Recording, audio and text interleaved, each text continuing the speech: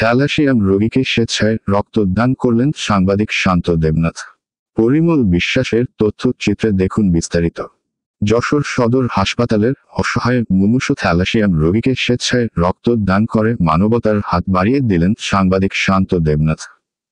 রবিবার দুপুরে যশোর সদর হাসপাতালের এসে অপটিলাক্স ব্লাড ডোনেশন ফ্যামিলি নামক অনলাইন ভিত্তিক সামাজিক সংগঠনের পক্ষে ৬তম বারের মতো তিনি স্বেচ্ছায় রক্তদান করেন। জানা যায়, যশোর সদর হাসপাতালের পিয়াস নামের একজন অসহায় থ্যালাসিয়াম রোগীর জীবন বাঁচাতে জরুরি এক ব্যাগ ও প্লাস পজিটিভ রক্তের দরকার পড়ে রোগীর আত্মীয় স্বজনরা রক্ত জোগাড় করতে ব্যর্থ হয়ে স্থানীয় স্বেচ্ছায় রক্তদাতা সংগঠন অপটিলাক্স ব্লাড ডোনেশন ফ্যামিলি এর কর্ণধর জনাব নাহিদ হাসান অপু ও রায়হান উদ্দিনের সাথে যোগাযোগ করেন। অতঃপর সংগঠনের পক্ষ থেকে রক্তদান করতে সম্মতি দেন সাংবাদিক শান্ত দেবনাথ। সাংবাদিক শান্ত দেবনাথ বলেন, সাংবাদিকরা জাতির বিবেক এবং সাংবাদিকতা একটি মহান পেশা।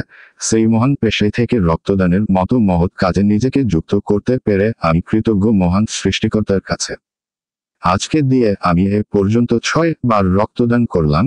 সৃষ্টিকর্তা যতদিন তৌফিক দান করবেন ততদিন নিঃস্বার্থভাবে রক্তদান করে যাব। তাছাড়া রক্তদান একটি মহৎ কাজ, এর ফজিলত অনেক বেশি। আমরা সাধারণ মানুষ রক্তদানের উপকারিতা সম্পর্কে না জানার কারণে রক্তদানের মতো একটি মহৎ ইবাদত থেকে বঞ্চিত হয়। রক্ত দিলে কোনো ক্ষতি হয় না, বরং উপকারী হয়। সবাইকে রক্তদানের মতো মহৎ কাজে মহৎ ইবাদতে অংশ নেওয়ার জন্য সবাইকে আহ্বান জানান তিনি। মুগ্ধ টিভি সত্যের সন্ধানে প্রতিদিন।